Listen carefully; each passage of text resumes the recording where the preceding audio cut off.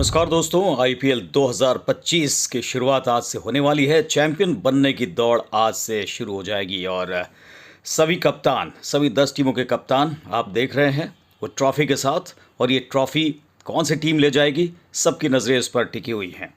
तो भारतीय क्रिकेट के सबसे बड़े त्यौहार आईपीएल का रोमांच अब 2 महीने खेल प्रेमियों के सिर चढ़कर बोलेगा। सभी इसका इंतज़ार करते हैं और शनिवार से यानी कि आज से 10 टीमों के बीच चैंपियन बनने की दौड़ शुरू हो रही है।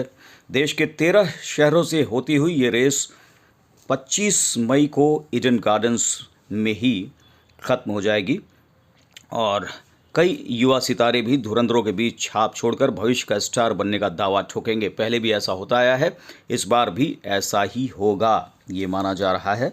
और आईपीएल के पहले मैच के 17 साल बाद ये खास बात ये आपको बता दें, कोलकाता नाइट राइडर्स और रॉयल चैलेंजर्स बेंगलुरु के बीच मुकाबले के साथ लीग का आगाज़ होगा। तब भी दोनों टीमों के नए कप्तान थे और अब भी हैं। तब रॉयल के घर में मैच हुआ था और बाजी कोलकाता ने मारी थी। इस बार नाइट राइडर्स के घर में आगाज़ होना है तो देखना होगा कि बेंगलुरु जीत के साथ आगाज़ करता है या फिर कोलकाता की टीम ही भारी पड़ती है। हालांकि ईडन गार्डन्स में होने वाले इस उद्घाटन मुकाबले का बारिश मजाक किरकिरा कर सकती है, जो ये खबरें आ रही हैं। मौसम विभाग ने शनिवार को तेज़ आंधी के साथ बारिश की भविष्यवाणी की है। बुधवार और गुरुवार को भी शहर में हल्की बारिश हुई थी, यानी कि मज़ा थोड़ा सा किरकिरा यहाँ पर हो सकता है। दोनों टीमों के बीच अगर मुकाबलों की बात करें तो कोलकाता नाइट राइडर्स का पलड़ा भारी है। दोनों टीमों ने अब तक कुल 34 मुकाबले खेले हैं, जिनमें से कोलकाता ने 20 और रॉयल चैलेंजर्स बेंगलुरु ने 14 में जीत दर्ज की है। पिछले 3 साल से कोलकाता की टीम बेंगलुरु से हारी नहीं है।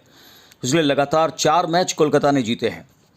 और भाई सबसे ज़्यादा निगाहें किस पर रहेंगी? साफ तौर पर एक बार फिर से विराट कोहली पर। उन्होंने पिछले साल जून में T20 विश्व कप जीतने के बाद इस प्रारूप में अब पहला मैच वो खेलेंगे। कोहली पर फिल सॉल्ट के साथ मिलकर टीम को धमाकेदार शुरुआत दिलाने की जिम्मेदारी होगी। इसके बाद देवदत्त पडिक्कल, कप्तान पाटीदार, रजत पाटीदार के हाथों में एक कमान है इस बार। लिविंगस्टोन, जितेश और टीम और कृणाल पांड्या जैसे बल्लेबाज इसके बाद रहेंगे। तेज़ गेंदबाजी के आक्रमण की अगुवाई भुवनेश्वर के साथ हेजलवुड करेंगे। स्पिन विभाग का जिम्मा युवा सुयश और स्वप्निल सिंह पर होगा। अब कोलकाता के लिए कौन होंगे एक्स फैक्टर? साफ तौर पर वरुण चक्रवर्ती। रहाणे की कप्तानी में कोलकाता संतुलित टीम है, काफ़ी बैलेंस दिखाई पड़ रही है। वरुण चक्रवर्ती एक्स फैक्टर होंगे, जिन्होंने इंटरनेशनल मैचेस में अपनी छाप छोड़ी है। डोमेस्टिक में तो वो कमाल करते रहे हैं। उनके और नारायण के 8 ओवर इस मैच का रुख तय करेंगे। टीम में वेंकटेश, नारायण, रसेल और मोइन जैसे ऑलराउंडरों की भरमार है, जो बल्ले के साथ गेंद से भी कमाल करते हैं। और रिंकू सिंह जैसा फिनिशर टीम की ताकत है। वो देखिए आईपीएल में जो उनके जलवे दिखे, आईपीएल में जो चल निकलते हैं, वो टीम में भी जगह बनाने के दावेदार हो जाते हैं। अब जो ख़ास बातें हैं वो भी आपको बता दें। पंत सबसे महंगे हैं। ऋषभ पंत इतिहास के सबसे महंगे खिलाड़ी हैं। लखनऊ ने उन्हें 27 करोड़ रुपए में अपने साथ जोड़ा है, जबकि श्रेयस अय्यर वो दूसरे सबसे महंगे हैं, जो पंजाब किंग्स के कप्तान हैं, 26.75 करोड़। पहले नीलामी में श्रेयस ही कुछ समय तक वो हाईएस्ट पेड रहे थे, लेकिन कुछ ही समय के बाद नीलामी में पंत उनसे आगे निकल गए थे। उधर वैभव जो है वो सबसे युवा खिलाड़ी हैं। 13 वर्ष के वैभव सूर्यवंशी बिहार के हैं और वो सबसे युवा खिलाड़ी बनेंगे। राजस्थान ने उन्हें 1 करोड़ 10 लाख रुपए में ख़रीदा है। उनका बेस प्राइस जो था वो 30 लाख रुपए था। 27 मार्च को 14वां जन्मदिन भी मनाएंगे वैभव। उनके लिए बहुत खास ये आईपीएल होने वाला है। और सबसे उम्रदराज खिलाड़ी कौन? जी हाँ, महेंद्र सिंह धोनी। 43 साल 258 दिन के धोनी लीग के सबसे उम्रदराज खिलाड़ी। चेन्नई के विकेटकीपर बल्लेबाज की ये अंतिम लीग हो सकती है। पिछले बार भी ये कहा जा सकता है, लेकिन इस बार भी लोग देख रहे हैं और ये सफ़र थमेगा नहीं। ये पहले भी कह चुके हैं कि भैया जब तक हमें लगता है कि क्रिकेट बाकी है, मैं रिटायर नहीं होने वाला, कम से कम आईपीएल की अगर बात करें। अनकैप्ड खिलाड़ी के रूप में ये खेलेंगे। खास बात ये, धोनी को 4 करोड़ में टीम में रिटेन रखा है। ये पूर्व कप्तान अनकैप्ड खिलाड़ी के रूप में खेलेंगे। लीग के पुराने नियम के अनुसार अगर किसी भारतीय ने पिछले 5 साल में कोई अंतर्राष्ट्रीय मैच नहीं खेला है तो उसे अनकैप्ड खिलाड़ी के रूप में कायम रख सकते हैं। अब 10 टीमें हैं और उन्हें 2 ग्रुप में बांटा गया है।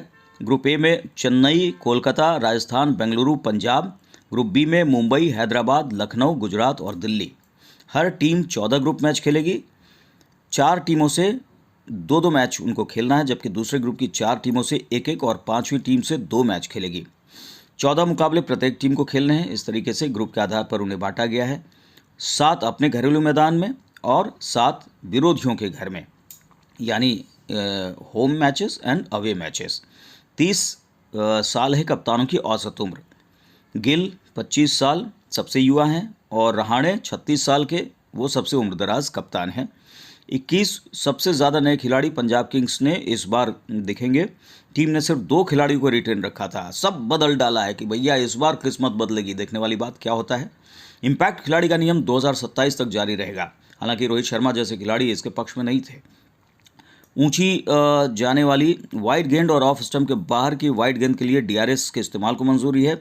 ओस के कारण शाम के मैच में दूसरी पारी में 11वें ओवर के बाद एक गेंद बदली जाएगी, क्योंकि वो फिर बहुत ज़्यादा भारी हो जाती है। बदली हुई गेंद भी इस्तेमाल की गई होगी, जिससे ये घिसी हुई होगी। अंतिम 11 में 4 विदेशी खिलाड़ी खेल सकते हैं, बाकी 7 भारतीय खिलाड़ियों को मौका देना होगा।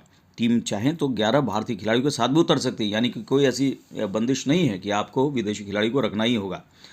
अब अगर मैच टाई या रद्द हो जाता है तो फिर क्या होगा। मैच अगर टाई हुआ तो सुपर ओवर होगा, ये भी टाई रहने पर अगला सुपर होगा, और नतीजा जब तक नहीं आता ऐसा चलता रहेगा कि super over super over super over, लेकिन भैया नतीजा निकलने तक ये चलेगा। ग्रुप मैच अगर रद्द हो जाता है, बारिश वारिश हो जाती है, रद्द हो जाता है, तो फिर दोनों टीमों को एक एक अंक दिया जाएगा। नतीजे के लिए दूसरी पारी में 5 ओवर का खेल ज़रूरी है, उससे अगर कम होता है तो फिर उसे रद्द माना जाएगा। प्लेऑफ मैचों के लिए रिजर्व डे रखा हुआ है, बाकी ग्रुप मैचों के लिए ऐसा नहीं है। रिजर्व डे पर भी मैच अगर बेनतीजा रहा तो अंक तालिका में, यानी पॉइंट टेबल में जो टीम ऊपर है वही आगे बढ़ जाएगी। फाइनल मुकाबला अगर रिजर्व डे पर भी रद्द हो जाता है तो वहाँ क्या होगा, वहाँ पर दोनों फाइनलिस्ट टीमें संयुक्त विजेता घोषित कर दी जाएंगी। ऐसा नहीं कि जो टीम ज़्यादा जीती हुई है उसे ट्रॉफी थमा दी जाए। यहाँ पर अगर मैच रद्द होता है, नतीजा नहीं निकलता है, तो फिर दोनों को विजेता घोषित कर दिया जाएगा। ये दूसरा मौका है जब 10 में से 9 टीमों की कमान भारतीय खिलाड़ियों और 1 की विदेशी के हाथ में है। इससे पहले 2019 में ऐसा हुआ था। पहले देखा जाता था कि विदेशी खिलाड़ियों के ऊपर बहुत पैसे भी खर्च किए जाते थे, कप्तान बनाया जाता था, लेकिन इस बार हुआ है कि नहीं भैया, भारत में बहुत टैलेंट है और उन्हीं के हाथ में कमान भी थमाओ और उन्हीं को मौका भी दो। कुछ और जो पॉइंट्स हैं यहाँ पर, जो इम्पोर्टेंट पॉइंट्स, वो ज़रूर आपको बता दें। और ये है भैया क्या क्या रिकॉर्ड्स। कोहली के 953 रन हैं। कोहली ने 2016 में 4 शतकों और 7 अर्धशतकों से 81.08 की औसत और 152.03 की स्ट्राइक रेट से 973 रन बनाए थे। इसके बाद से कोई भी बल्लेबाज 900 का आंकड़ा नहीं छू पाया है। गिल ने 2023 में 890 रन बनाए थे, 10 रन से रह गए थे वो छूने से। तो इस बार देखना होगा कि क्या ऐसा होता है। 8000 सर्वाधिक रन विराट ने लीग में 131.97 की स्ट्राइक रेट से बनाए हैं। किंग गेल जो हैं वो सिक्सर किंग रहे हैं। वेस्ट इंडीज़ के क्रिस गेल लीग में 300 या उससे अधिक छक्के लगाने वाले एकमात्र खिलाड़ी हैं। उन्होंने 142 मैचों में 357 छक्के जड़े हैं। रोहित शर्मा 300 छक्के बनाने वाले दूसरे खिलाड़ी बनने से 20 दूर हैं। ऐसा करते हैं तो वो भी वहाँ पहुँच जाएंगे। कोहली 272 तीसरे नंबर पर और धोनी 252 सिक्सर के साथ चौथे नंबर पर हैं। बेंगलुरु के क्रिस गेल ने 2013 में पुणे वॉरियर्स के खिलाफ रिकॉर्ड 265.15 की स्ट्राइक रेट से नाबाद 175 रन बनाए थे। उनके अलावा ब्रैंडन मैकलम 158 नाबाद 2008 में ही उन्होंने एकदम से आईपीएल की जो शुरुआत की थी धमाकेदार, सबको याद है। उन्होंने ही लीग में 150 रन की पारी खेली। दोनों ही खिलाड़ी ओपनर के रूप में उतरे और बिना आउट हुए वापस लौटे थे।